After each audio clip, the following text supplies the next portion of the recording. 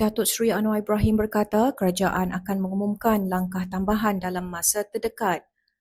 Ia bagi membantu golongan yang masih tersisih daripada peluang pekerjaan susulan krisis bekalan global.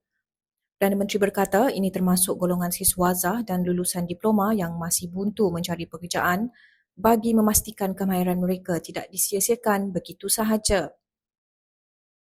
Saya akan umumkan langkah tambahan supaya kelompok yang tersisih daripada peluang pekerjaan termasuk siswazah menganggur ataupun yang lulusan diploma itu.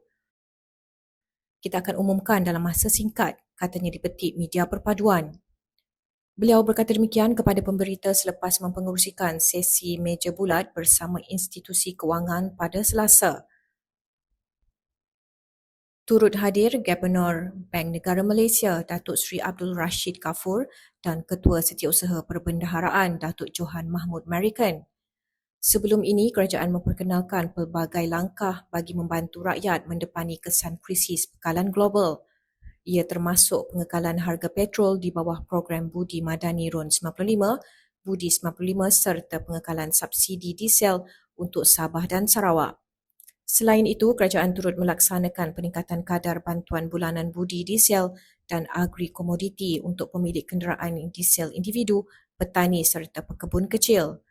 Selain peningkatan bantuan insentif pembajakan kepada pesawah IPKP dan penyediaan jaminan pembiayaan sehingga RM5 bilion bagi membantu perusahaan mikro, kecil dan sederhana PMKS.